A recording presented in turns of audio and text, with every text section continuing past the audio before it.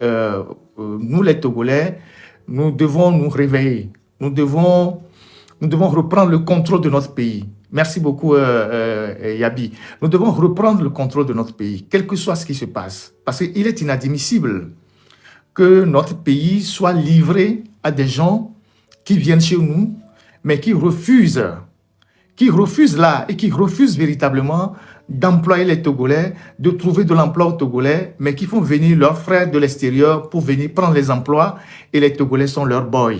C'est inacceptable. Le Togolais ne peut pas accepter ça. Et quand je serai sur ce chapitre-là, je vous demanderai d'inviter M. Faure Gnassingbé, s'il est souvent en ligne, à venir écouter ce que je vais dire. Nous devons être patriotes. Nous devons fondamentalement être patriotes et penser fondamentalement à notre pays. Et je vais aborder un sujet et vous allez voir ce que je vais dire dans ce live-là. Et donc, je vous dis bonjour, bonne arrivée, merci à tous ceux qui sont en ligne.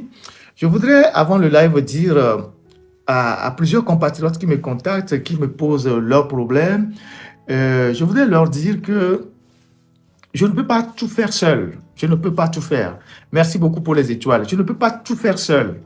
Vous allez remarquer qu'après le live de dimanche, j'étais fatigué. Parce que ce n'est pas facile de parler pendant 3 heures de temps, sans papier, sans document, rien du tout, et d'avoir une suite dans les idées. Dès que je prends mes sujets, heureusement que j'ai une très bonne mémoire, dès que je prends mes sujets, je prends le temps de travailler mes sujets. Et quand je viens dans un live, je n'ai pas besoin de prendre un document. Les idées s'enchaînent. Mais parler pendant 3 heures de temps, c'est épuisant. Le dimanche dernier, quand j'ai fini, j'avais mal partout. Mes poumons et tout. J'étais fatigué. Et donc, je ne peux pas tout faire seul. Je ne peux pas tout faire seul.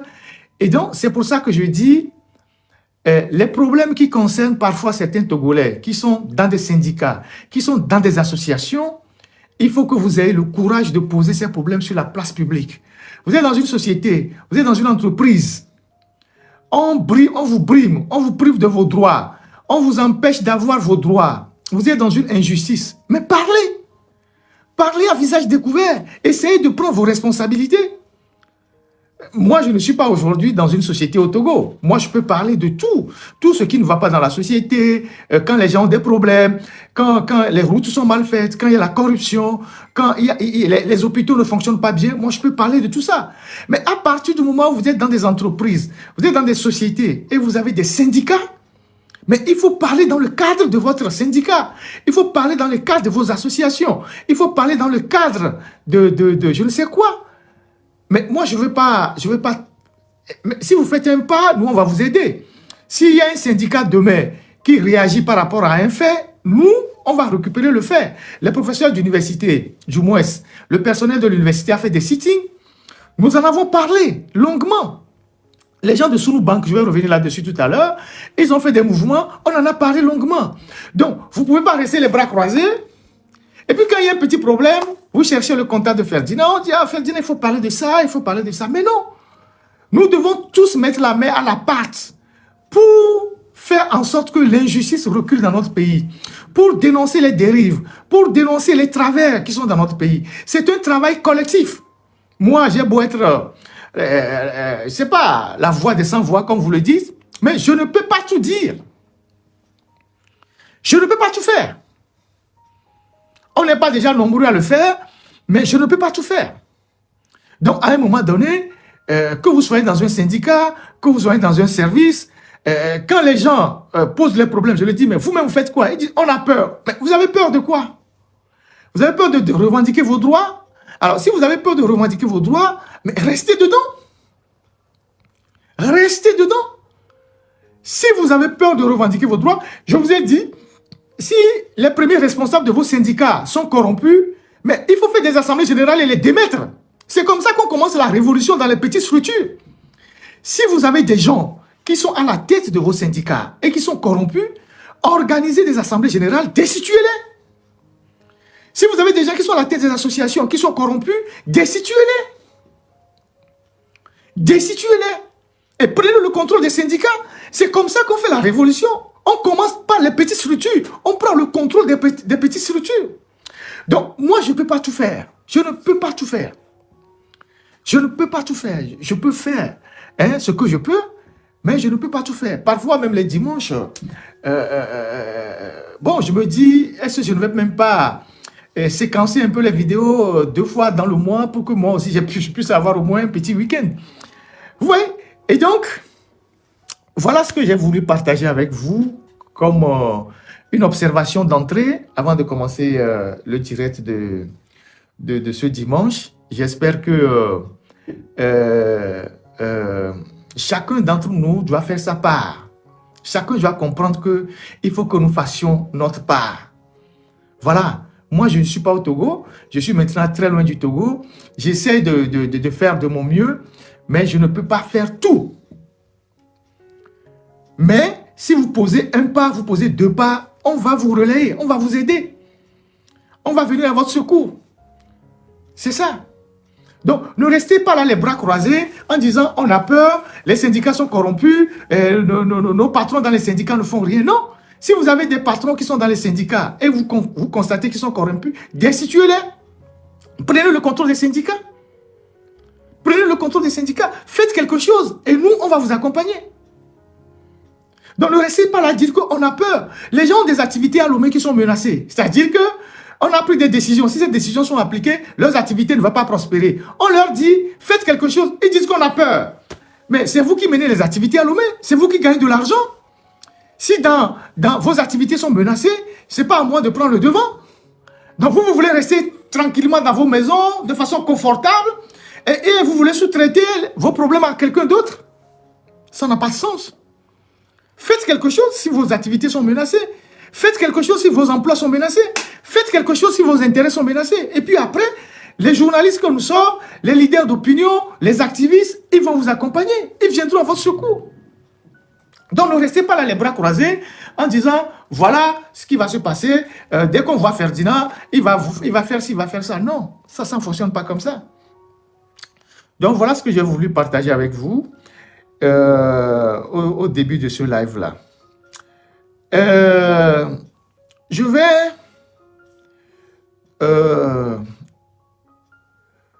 la dernière fois, j'avais parlé ici de la nomination du colonel Agadazi comme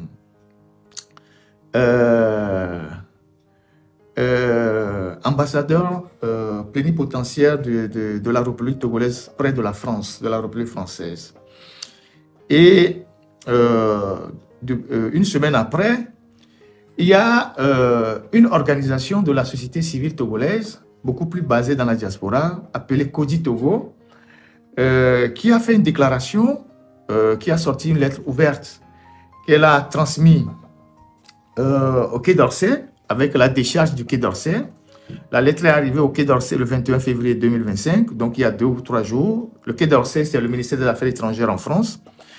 Et cette association attire l'attention du Quai d'Orsay sur le parcours assez sombre du colonel Agadazi et demande à ce que la France ne puisse pas accréditer sur son territoire un officier supérieur de l'armée togolaise qui a été impliqué dans des exactions contre les civils sur les questions politiques. Je vais vous lire, je vais partager avec vous ce courrier que la coalition de la diaspora togolaise pour l'alternance et la démocratie Kodi Togo a adressé au Quai d'Orsay. Lettre ouverte à Monsieur le ministre de l'Europe et des Affaires étrangères, 37 Quai d'Orsay, Paris, France. Paris, le 18 février 2025. Donc la lettre a été écrite le 18 février 2025. Objet.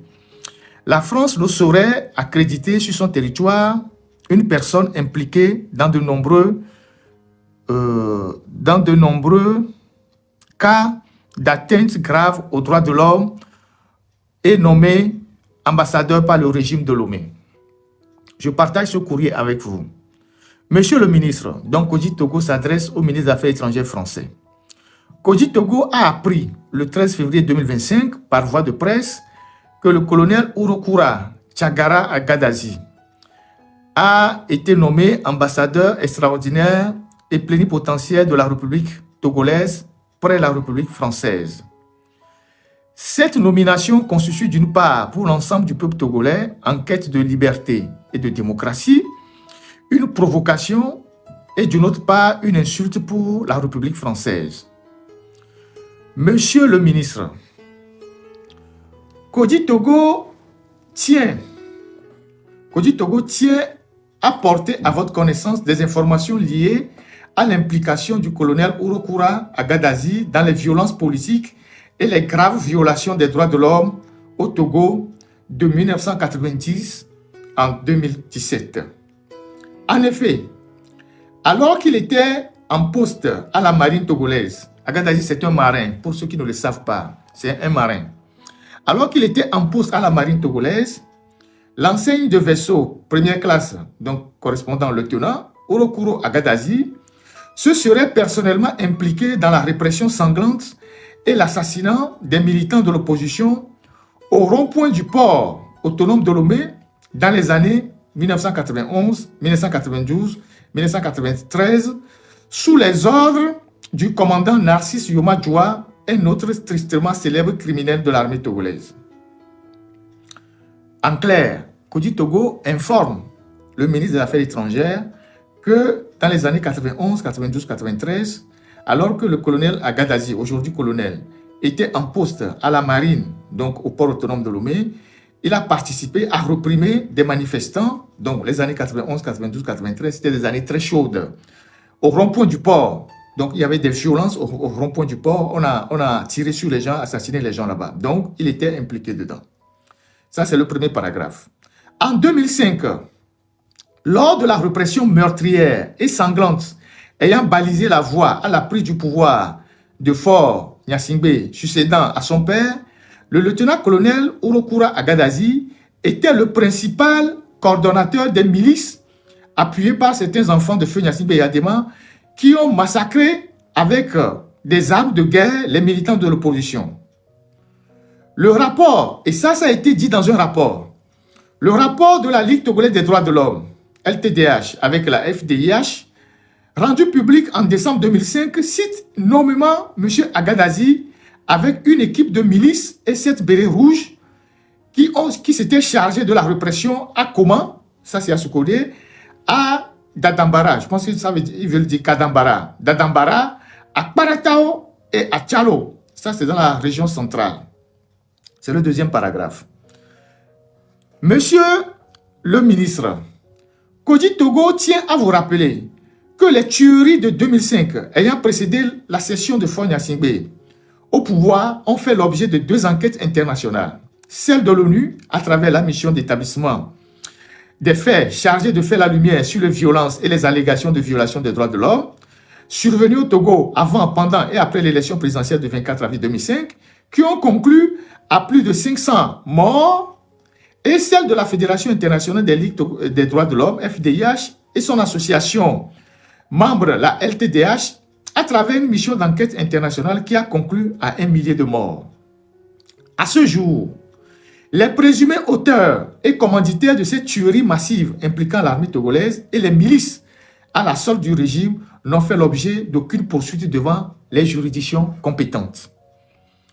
En 2017, ça tout le monde l'a suivi, en 2017, lors des manifestations populaires organisées par le Parti national panafricain, PNP, exigeant les réformes politiques, une vague d'expéditions punitives et de répression sanglante s'est abattue sur les militants de ce parti et l'ensemble des partisans de l'opposition sur l'ensemble du territoire. Dans une prise de parole publique, le colonel Ourokoura Agadazi, alors ministre de l'Agriculture, de l'élevage et de la pêche, a accusé à tort les militants du PNP de recourir au mode opératoire qui serait celui des djihadistes de Tombouctou, Mali. Cette accusation non fondée a servi de prétexte à la répression sanglante aux nombreuses exactions dont ont été victimes les populations des villes de Sokodé, de Bafilo, fief du PNP. Malgré les nombreux morts, disparus, déplacés, enregistrés, la ville de Sokodé, ville martyre, est toujours assiégée par les militaires à ce jour. Le colonel Ourokoura Agadazi a été un acteur majeur des événements particulièrement sanglants et douloureux qu'a connu la ville de Sokodé, dont lui-même est originaire. Monsieur le ministre, je lis toujours le courrier de Kodi Togo. Monsieur le ministre, la France, pays des droits de l'homme, des libertés, ne saurait dérouler le tapis rouge à un criminel dont la nomination au poste d'ambassadeur de la République togolaise en France sonne comme une récompense pour les basses besognes exécutées tout au long de sa carrière.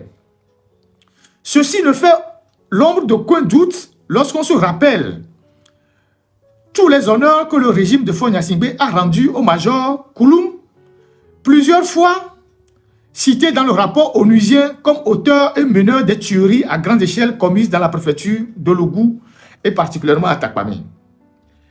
La France a jugé et juge encore certains auteurs du génocide rwandais qui se sont réfugiés sur son territoire.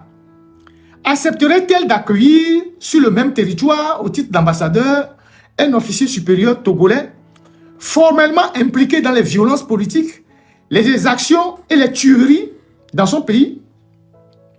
Au moment où les relations entre la France et les peuples africains en quête de liberté, de souveraineté et de démocratie sont de plus en plus heurtées et conflictuelles, accréditer un tel personnage reviendrait à cautionner les dérives des régimes autoritaires et autocratiques qui sévissent encore en Afrique, et particulièrement au Togo, et desquels les peuples cherchent à s'émanciper.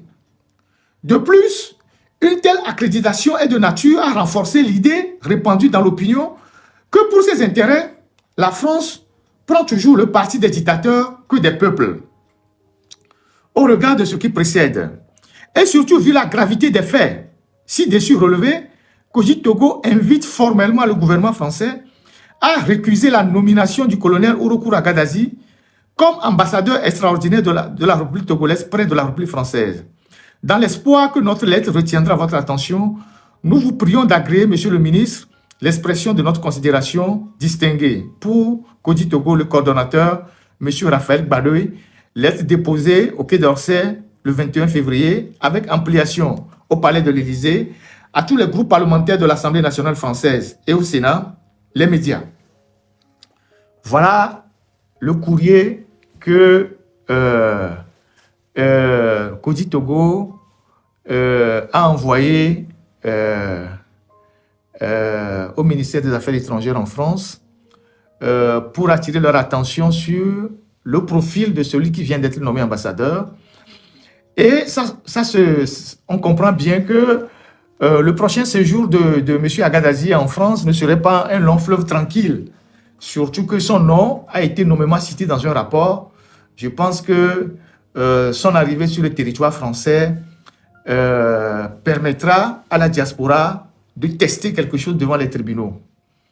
Il ne faut pas que les choses comme ça, les gens croisent les bras. Maintenant, je pense que c'est une très, très, très bonne initiative de cette organisation Kodi Togo et il faut y aller maintenant. Et le fait d'avoir alerté aussi tous les groupes parlementaires français est assez intéressant et les médias aussi. Et donc, on verra bien ce qui va se passer dans 2 mois parce que c'est dans 2 mois qu'il prendra officiellement fonction en France. Donc, chapeau à nos compatriotes de Kodi Togo qui ont fait cette lettre rapide. Et on sait que les crimes de 2005 sont imprescriptibles. Les crimes de 2005 sont imprescriptibles. Et il y a des victimes ou les enfants des victimes qui sont aujourd'hui en France. Donc, ils peuvent facilement saisir les tribunaux. C'est une très, très, très bonne chose. Et même s'il est accrédité, s'il a l'immunité parlementaire et l'immunité diplomatique, ce serait intéressant pour la France de voir qu'un ambassadeur en poste est assigné devant les tribunaux. Et en France, la justice, elle est vraiment parfois indépendante. Sinon, Sarkozy ne porterait pas les bracelets électroniques. Donc, c'est une très très bonne initiative de Kodi Togo. Je leur tire chapeau et je pense que nous allons accompagner cette initiative-là pour que les gens comprennent qu'ils ne vont pas commettre les crimes au Togo et partir comme ça à l'extérieur, se promener tranquillement sans que personne ne les inquiète. Voilà. Donc, c'est la première des choses que je voulais dire sur Kodi Togo. Ensuite, un compatriote m'a écrit pour me dire que il y a encore plein d'accidents sur comment vous appelez ça, le contournement. Il faut que j'en parle. Il m'a envoyé un truc. Bonjour, Monsieur Ferdinand. J'aimerais attirer votre attention sur l'état de la route de contournement qui ne cesse de causer des victimes chaque jour. Le contournement, c'est à Lomé, c'est la voie qui part du port autonome de Lomé et qui débouche sur Mouempé. Ils appellent ça le contournement. Donc, ce compatriote s'inquiète de la récurrence des accidents sur le contournement à Lomé et il y a des accidents tous les jours. J'aimerais attirer votre attention sur l'état de la route du contournement qui ne cesse de causer des victimes chaque jour. Force est de constater que la route du contournement ne garantit plus la sécurité des usagers, surtout la nuit. Pas d'éclairage sur la grande partie du contournement. Les poteaux électriques se cassent suite à des collisions avec les véhicules qui entraînent des dommages collatéraux importants. Et il y a des accidents tous les jours. Veuillez attirer l'attention de nos dirigeants pour qu'ils prennent à cœur ce problème. Revoir le terre-plein central, si possible. Refaire en sorte que cela garantit plus la sécurité. Une hauteur maximum de 90 cm pour éviter que les voitures déraillent pour créer des dommages dans le sens inverse, dans le sens opposé. Et les poteaux électriques seront aussi protégés. Si possible, faire des dos d'âne au grand carrefour, surtout à Kégué, Souhaité, haute tension, Total, Yayra Kome, DVA, Sarleto, à défaut, mettre des feux tricolores. Revoir les ronds-points d'Adakpam et Zoroba, où les conteneurs ne font que tomber sur les populations. Donc, c'est un compatriote qui a attiré mon attention, qui a voulu que je lise son message. Donc, je partage son message avec vous sur les accidents qui ne cessent d'avoir lieu sur le contournement, le grand contournement Lomé, avec les ronds-points qui ne tiennent pas, avec les lampadaires qui ne s'allument pas, et le terre-plein central qui ne joue pas son rôle. Et donc, voilà cette préoccupation de ce compatriote-là. Il y a un autre compatriote qui a attiré mon attention sur le fait que dans la plupart des quartiers aujourd'hui à Lomé, il n'y a pas de l'eau dans les robinets de la TDE. Il n'y a pas de l'eau dans les robinets de la TDE. Les gens font 2 mois, 3 mois sans avoir une seule goutte d'eau dans les robinets de la TDE. Mais on leur apporte régulièrement les factures. Dans les quartiers, les vieux quartiers de Lomé, les quartiers périphériques aussi, comme à Vedi, comme Kégué, comme à Dido Gomé. Il n'y a pas l'eau dans les robinets. Je ne sais pas à quoi sert le ministère de l'eau. Le ministère de l'eau, je ne sais pas à quoi ça sert. Les gens n'ont pas d'eau dans les robinets, mais chaque fin du mois, vous leur tendez des factures. Et parfois, les factures même grimpent. C'est-à-dire, il n'y a pas l'eau, mais les factures arrivent. Et c'est des factures qui sont tellement, je ne sais pas comment dire, c'est des factures onéreuses. C'est des factures qui sont onéreuses alors que l'eau ne sort pas dans les robinets. Ce n'est pas normal. Donc, la TDE, je ne sais pas ce qu'il faut faire, mais vous êtes là pour donner de l'eau aux populations. Les gens n'ont pas d'eau potable dans les robinets. Merci beaucoup, Austin. Les gens n'ont pas de l'eau potable. Parfois, si l'eau vient, il faut se lever à minuit, à 2 heures du matin pour avoir de l'eau. Non, je pense qu'il y a le son, monsieur Joseph Maoli. Il y a le son. Et je parle suffisamment fort. Et je me demande si je ne parle même pas trop fort. Donc, il faut se réveiller à 2 heures du matin pour avoir de l'eau. Il n'y a pas de l'eau dans les robinets. Et donc, vous n'avez pas de l'eau, mais on vient vous tendre des factures chaque fin du mois. Il n'y a pas l'eau, mais on vient vous tendre des factures chaque fin du mois. Et des factures exorbitantes. Donc, il faut arrêter avec cette anarque de la TDE. Je ne sais pas ce qu'il faut dire, mais il faut arrêter avec cette anarque de la TDE.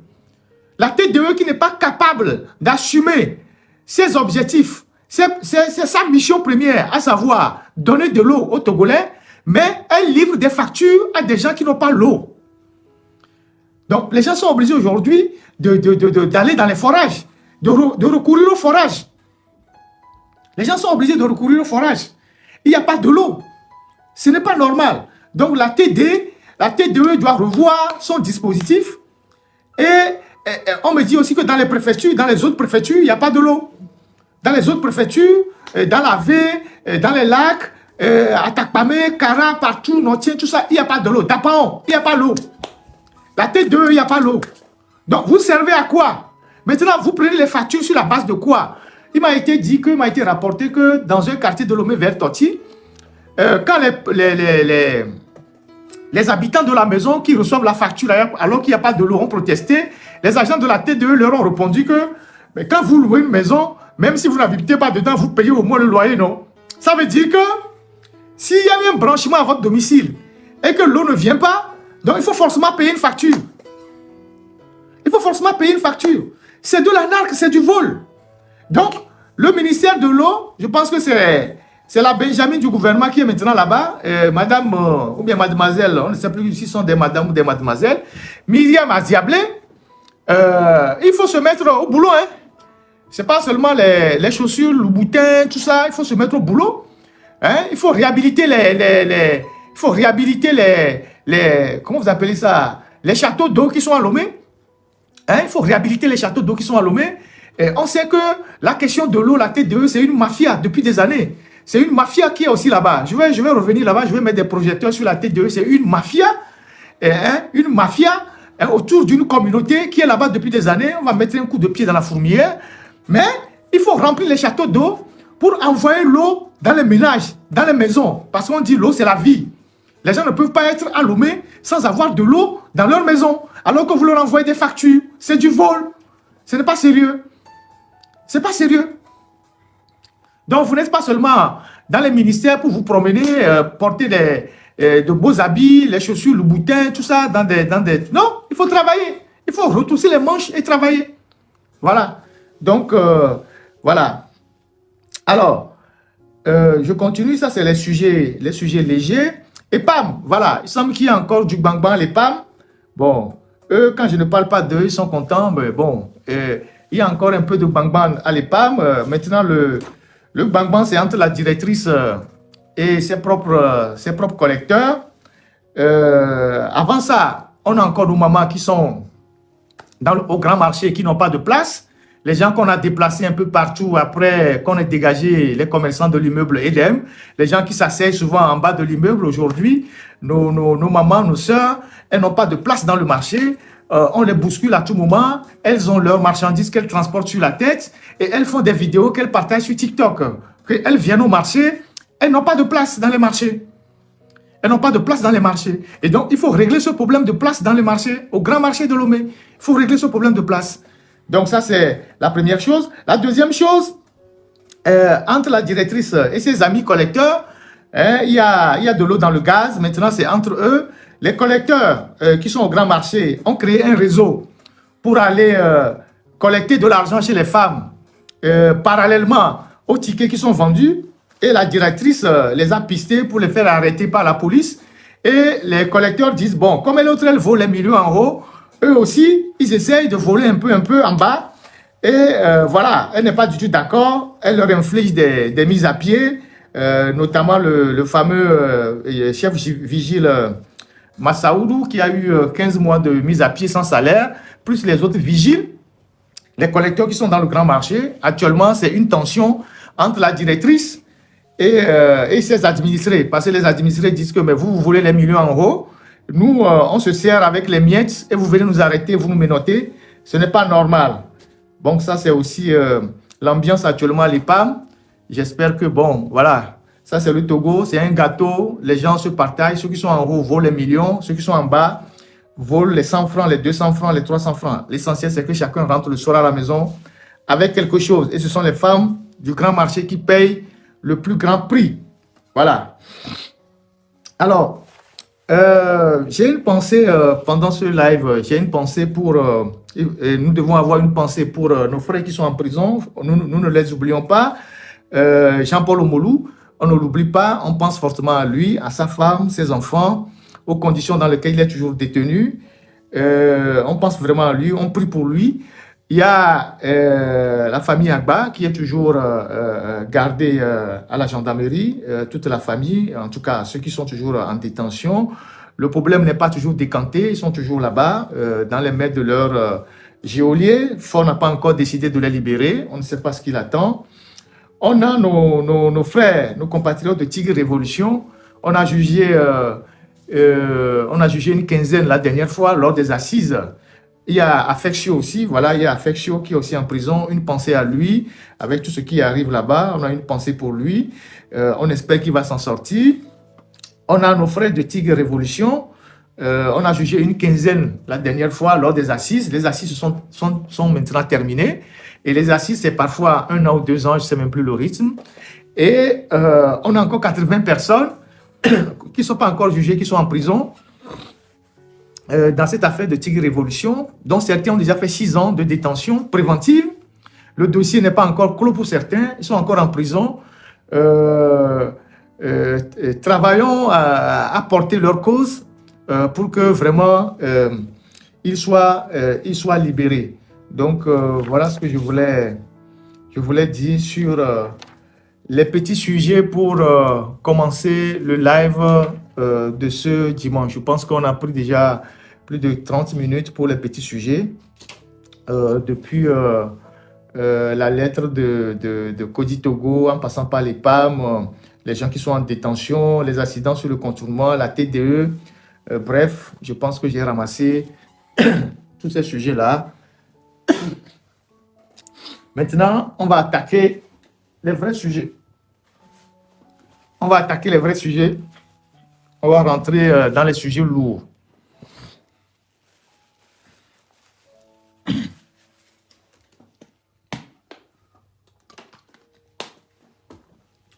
Excusez-moi, depuis une semaine, j'ai une toux qui m'embête. J'essaie de le gérer, mais bon. On va rentrer dans les gros sujets. Merci pour tous ceux qui sont en ligne. Merci à vous tous. Alors, on va commencer par l'hôtel Sarakawa. On va commencer par l'hôtel Sarakawa. Comment vous appelez ça?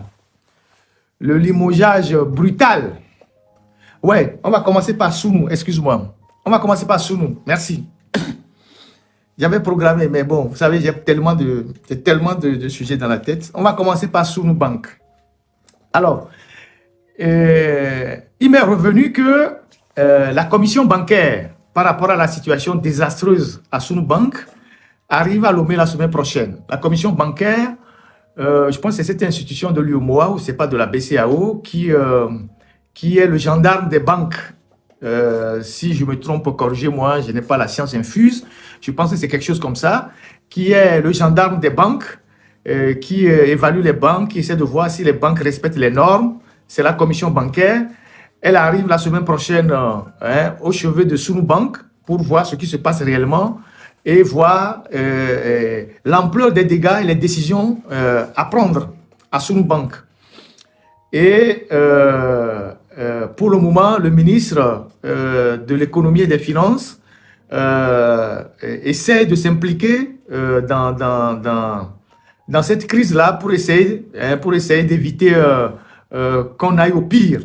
Donc, la commission bancaire arrive la semaine prochaine et j'espère que cette commission bancaire fera un travail propre pour nous dire comment se fait-il que des gens qui ont la responsabilité d'administrer une banque au Togo, une banque dans laquelle l'État, je pense l'État conservait une minorité de blocage, ces gens-là se permettent de se sortir de l'argent, des milliards sans aucun contrôle, y compris même de la BCAO. Contrôle a priori. Contrôle a priori. Quand les gens de Sounou Bank ont sorti 9 milliards vers le Sénégal en disant que c'est un prêt pour l'État sénégalais, le ministre sénégalais des Finances qui s'est suicidé après Macky Sall n'a même pas signé le document. Et les 9 milliards ne sont pas allés dans le compte de l'État sénégalais. Les 9 milliards ont atterri dans les comptes d'un particulier, notamment un particulier, la BCC. Il y a une banque au Sénégal qui s'appelle la BCC. Quand les administrateurs de la banque sortent 3 milliards 500 millions pour aller au secours d'un entrepreneur béninois qui est en difficulté au Niger, et quelques mois après, l'entrepreneur se déclare insolvable. Donc, les 3 milliards 500 millions sont comme ça, sont partis comme ça dans la nature. Qui sont ceux qui ont profité de cet argent? Il faut qu'on soit situé. Parce que Sounou Banquier au Togo mobilise l'épargne des Togolais. C'est les Togolais qui ont leur épargne là-bas. Parfois, il y a même des retraités qui prennent leur pension là-bas. Il y a des gens qui ont de l'argent là-bas. C'est l'épargne des Togolais que cette banque vient mobiliser. Elle ne fait pas des prêts aux entreprises togolaises, elle n'accompagne pas les entrepreneurs togolais, elle ne les assiste pas. La directrice qui est parti et qui était d'ailleurs à Lomé la semaine dernière pour venir contacter ces réseaux dans le sens toujours de licencier les Togolais qui sont dans la banque. Elle est venue à Lomé spécialement alors qu'elle est à Abidjan, elle n'est plus à la banque. Elle est venue appuyer son compatriote qui est à la tête de la banque pour que son compatriote aille jusqu'au bout de ce projet de licenciement des Togolais. Et cette directrice était chèrement payée quand elle était directrice de la banque. On parle de plus d'une dizaine de millions comme salaire par mois. Une maison louée à 1 500 000 francs. Des crédits de téléphone ouverts. Des bons de carburant 1000 litres par mois. Je ne sais pas, une assurance.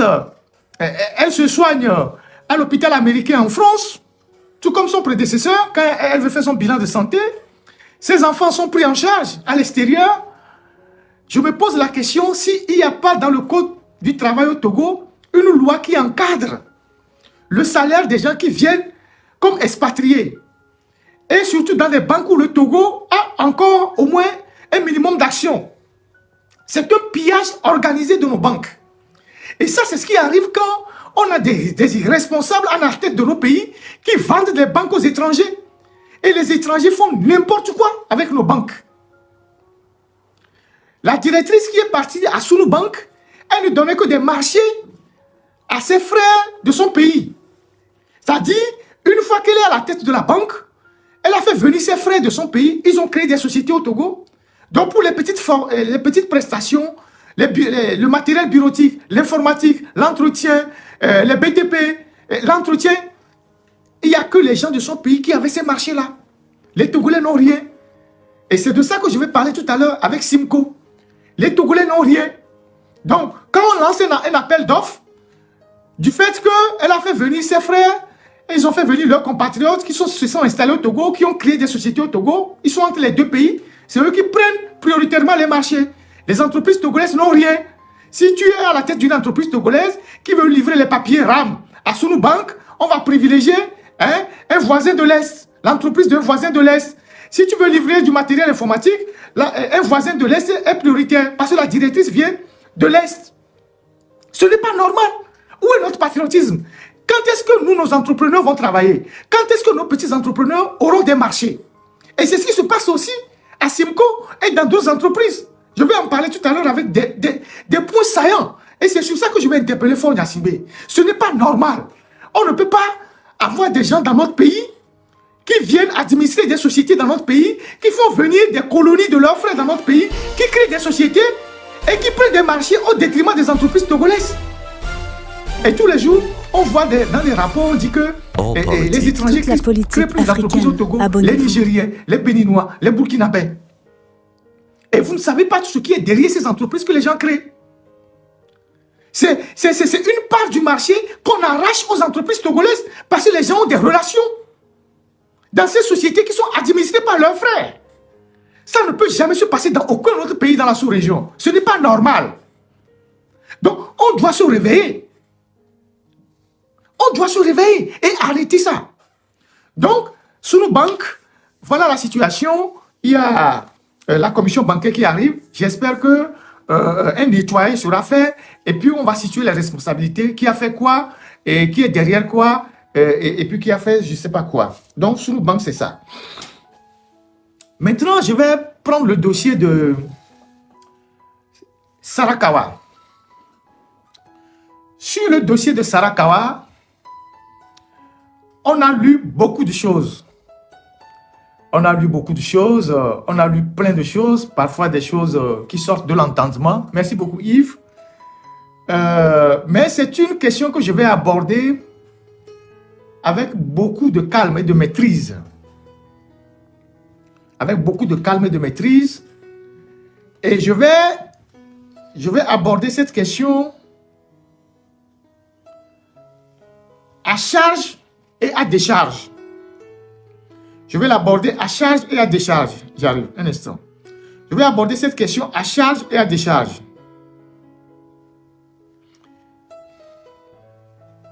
Mais avant d'aborder cette question à charge et à décharge, je voulais faire une petite introduction en disant Lorsque dans une république, lorsque dans un pays, les dirigeants, ils ne font pas la différence entre la gestion des affaires publiques et les sentiments, lorsque dans une république, les gens mettent les sentiments dans la gestion des affaires publiques, ça va dans tous les sens. Si vous créez une entreprise, je parle de vous, c'est-à-dire nous, de façon ordinaire, vous créez une entreprise et que vous engagez votre femme dans cette entreprise-là. Vous engagez votre femme dans cette entreprise-là. Quand vous ne prenez pas des dispositions, votre femme peut être un frein pour l'éclosion de votre entreprise. Votre femme peut rentrer en conflit avec vos employés. Si vous ne mettez pas les garde-fous, vous ne mettez pas les barrières, vous ne mettez pas les limites, votre femme peut devenir un obstacle pour l'éclosion de votre entreprise, pour la réussite de votre entreprise. Il en est de même pour la gestion des affaires publiques. L'État, quand vous mêlez les sentiments à la gestion des affaires publiques ou à l'État, ça va dans tous les sens. Et c'est ce qui se passe au Togo. Au Togo, aujourd'hui, c'est la République des femmes. Et Yadema, quoi qu'on puisse lui reprocher, à sa décharge, il avait aussi plusieurs femmes. Il avait même des femmes qui avaient des responsabilités politiques, gouvernement. Mais une fois qu'il a pris ces femmes-là, il les éloignait des affaires publiques. Madame Dagadi Massan était ministre. Beaucoup de gens ne le savent pas. La mère de Menyasinghe, elle était ministre. Elle était ministre au gouvernement. Dès lors qu'elle a fait un enfant avec Yadema, Yadema l'a sorti de toutes les affaires publiques. Et Yadema l'a sorti de la gestion de toutes les affaires publiques. Parce que la femme, une fois qu'elle a vu votre nudité, ou une fois qu'elle a eu des relations avec vous, quelle que soit la situation, elle peut avoir une ascendance psychologique sur vous. Elle peut vous manquer de respect en public, elle peut bouder vos décisions, elle peut dire je ne suis pas d'accord, elle peut bouder, elle peut faire beaucoup de choses contre vous. C'est ça la réalité. Et donc, c'est pour ça que dans les républiques, on fait en sorte qu'on évite des conflits d'intérêts. En France, il y a même eu des lois qui ont été prises. Il y a même des femmes qui étaient journalistes. Audrey Pulvar, elle était journaliste. Juste parce que son compagnon à l'époque, Arnaud Montebourg, était candidat aux élections, elle a perdu son poste de journaliste. Parce qu'on estime qu'elle n'était plus en position d'animer une émission politique. Parce qu'il y a forcément conflit d'intérêts. Anne Sinclair, célèbre journaliste, son mari c'était Deska, son ex-mari. Elle a cessé d'être journaliste parce que son mari avait des responsabilités publiques. Valérie Trierweiler, ancienne compagne de François Hollande, elle avait cessé d'écrire dans les journaux, d'être journaliste parce qu'elle était la compagne du président. On peut multiplier les cas comme ça. Mais au Togo, c'est la République à l'envers. C'est le contraire qui se passe. C'est les femmes aujourd'hui au Togo qui gèrent la République. On dit dans la Bible, quiconque veut voir le Père est obligé de passer par le Fils. C'est ce que la Bible dit. Chez nous, quiconque veut voir le président n'a d'autre choix que de passer par les femmes. Parce que la République est dans les cuisses des femmes. Il faut qu'on ait le courage de dire certaines choses dans notre pays. Parce que ces conflits d'intérêts sont en train de causer énormément de tort à la République. C'est ce qui se passe dans notre pays aujourd'hui. Et le limogeage brutal de Madame Nathalie Bito est l'un des avatars de ce que je viens de dire en introduction.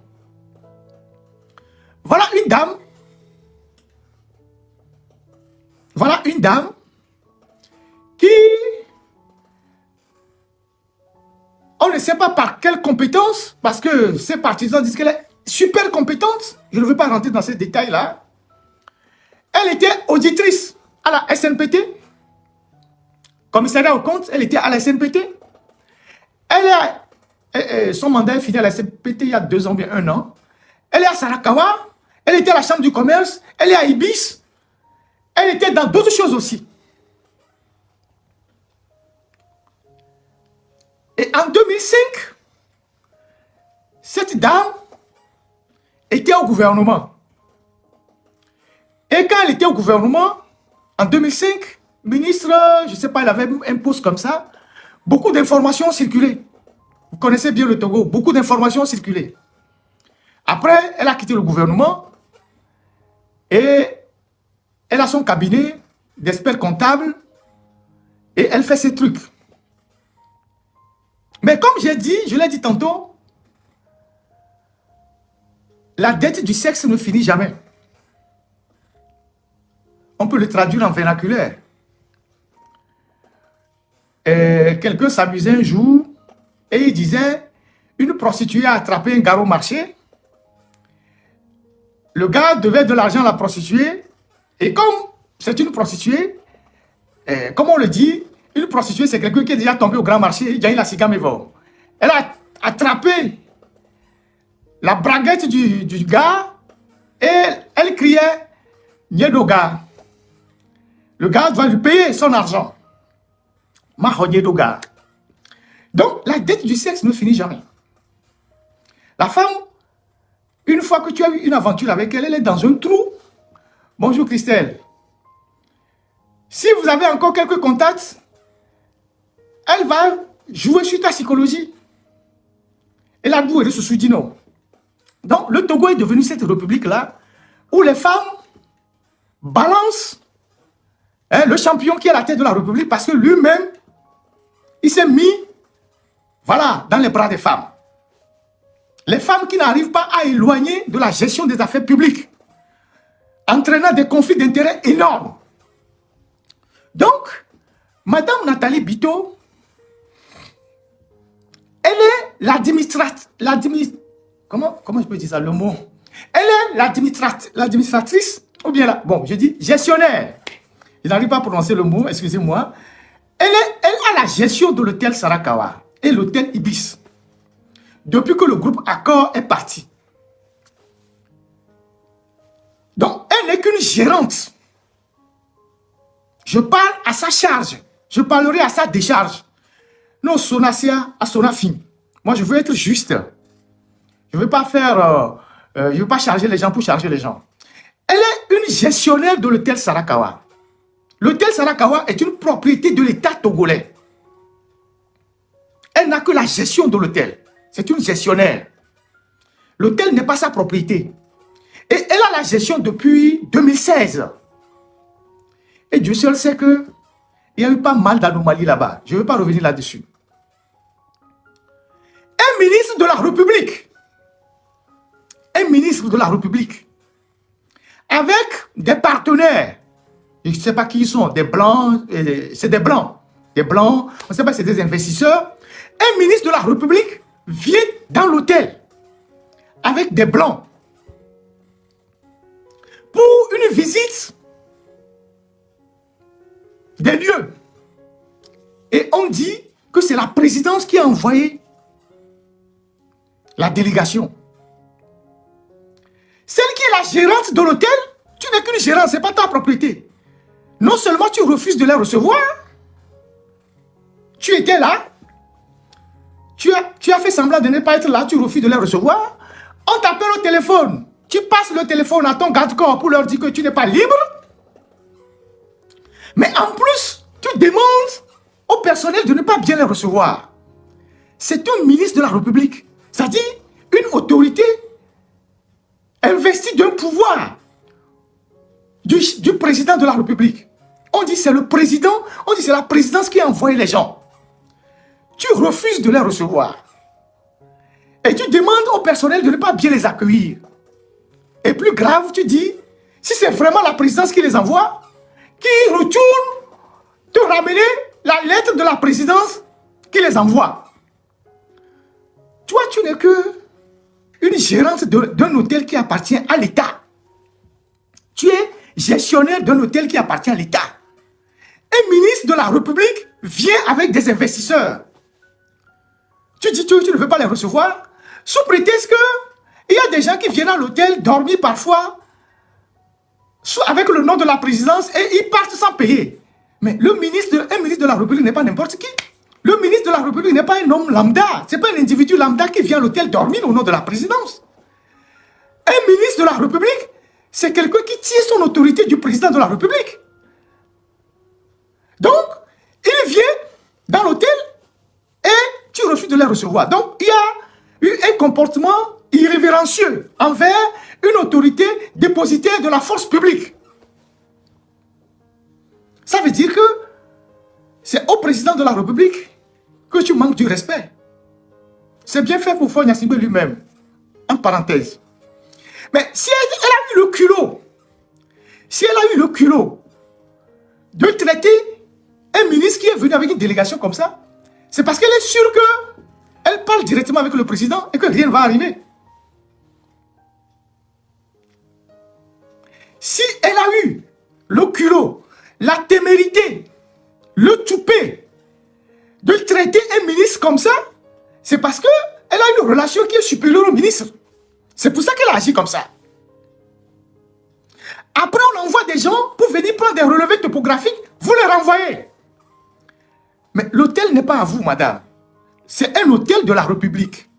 Et on vous dit, c'est le président de la République ou bien c'est la présidence qui envoie une délégation.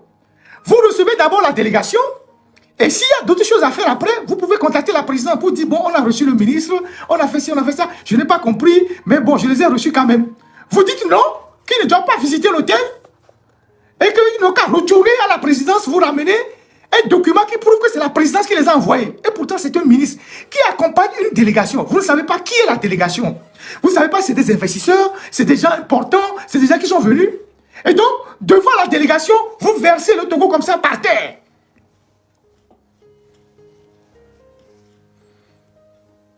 Parce que vous êtes sûr que vous avez la protection du président. Parce que vous êtes sûr que vous avez le numéro direct du président. Donc, vous avez versé le ministre là, par terre. Maintenant, comme le président, on est parti lui rendre compte que vous avez renvoyé la délégation, lui il est fâché. C'est ce que je dis. Ça dit, lui il est fâché. Parce qu'il n'est pas fâché pour le traitement que vous avez réservé au ministre. Hein. Je ne le pense pas. Il n'est pas fâché par rapport au traitement qu'on a réservé au ministre. Ça aurait été le ministre seul que vous ne serez pas limogé dans les heures qui suivent. C'est parce qu'il y avait une délégation étrangère qui était avec le ministre qui s'est dit, mais c'est comme ça que vous vous comportez au Togo? Au Togo, une simple directrice d'un hôtel peut renvoyer un ministre? Parce qu'au Togo, là-bas, il y a des femmes qui ont giflé des officiers. Rien ne s'est passé. Il y a des femmes qui ont giflé des ministres à Lomé. Rien ne s'est passé. Vous savez ça, non? Il y a des femmes au Togo, là-bas, qui ont giflé des officiers. Il ne s'est rien passé. Au Kouenchi Mao, rien ne s'est passé. Il y a des femmes au Togo, là-bas, qui ont giflé des ministres. Rien ne s'est passé. Il ne s'est passé rien du tout. Rien. D'ailleurs, l'un des officiers qui a été giflé là, c'est lui qui m'a traqué à Lomé quand je devais fuir là. Lui, une femme le gifle et il voulait m'attraper moi. Donc, vous voyez, il ne s'est rien passé. Une femme a giflé un officier supérieur, colonel de son rang. Il ne s'est rien passé. Une femme a giflé un ministre qui était en fonction. Rien ne s'est passé. C'est parce que les femmes ont ce pouvoir qu'elle s'est dit, je vais faire ça à ce ministre-là, rien ne va arriver. Oubliant que le ministre était accompagné d'une délégation. Donc, on rencontre à la présidence que voilà comment l'administratrice de l'hôtel s'est comportée. La présidence tombe dans une colère noire. La présidence rentre dans une colère noire. Rapidement. Un instant. Je pense qu'on était jeudi ou vendredi. Rapidement, une délégation de 4 officiers dans l'après-midi, dont une femme avec des mallettes, une mallette, débarque à l'hôtel. 4 officiers supérieurs débarquent à l'hôtel, vont voir madame la directrice dans son bureau. 3 heures de temps d'interrogatoire, d'entretien dans son bureau. Je ne sais pas si la mallette c'était pour emporter certains documents, mais ils avaient une mallette. Ils arrivent à l'hôtel, dans le bureau de la dame, 3 heures d'interrogatoire dans son bureau. Pendant 3 heures de temps, dans son bureau, à l'hôtel, l'après-midi de l'incident, et on scelle comme ça son sort. On dit, madame, vous ramassez vos clics, vos claques, vous dégagez. Dans les heures qui suivent. C'est comme ça que ça s'est passé.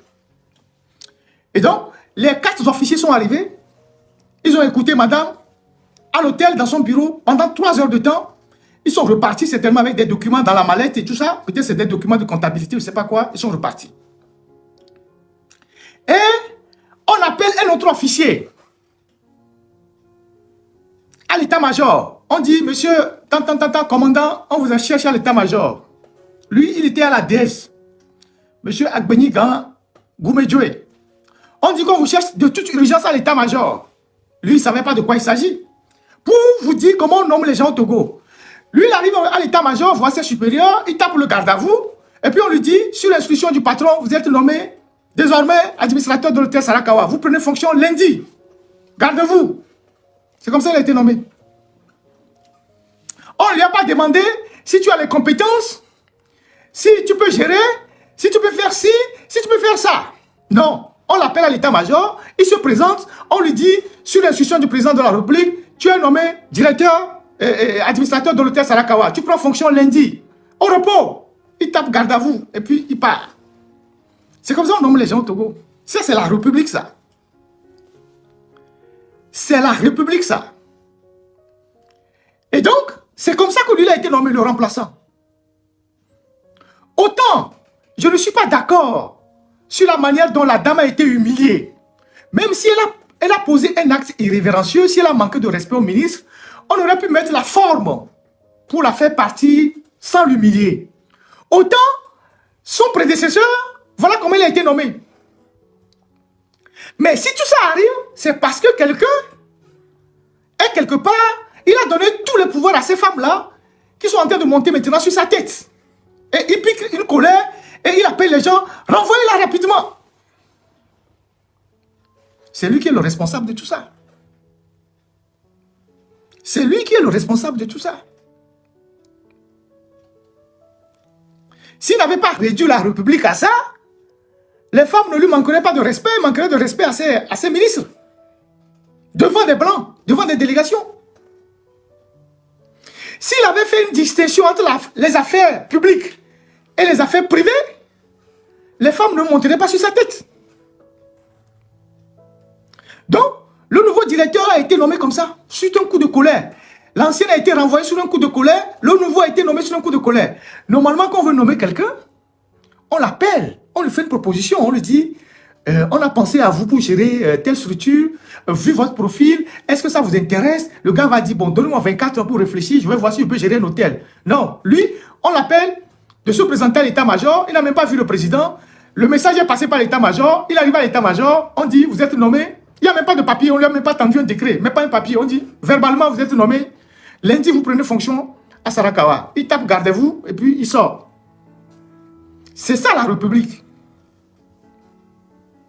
Maintenant, Dame Bito Nathalie, qui a été humiliée publiquement après son comportement irrévérencieux, bon, elle prenait l'hôtel pour sa propriété privée. Donc, le week-end, elle a amené les camions pour ramasser tout le matériel qu'elle juge que ça lui appartient. Matelas, télévision, lit et tout ça. Devant les gardiens qui sont au portail, elle a vidé tout ce qu'elle pouvait vider dans l'hôtel. Plusieurs camions sont venus ramasser des trucs, du matériel.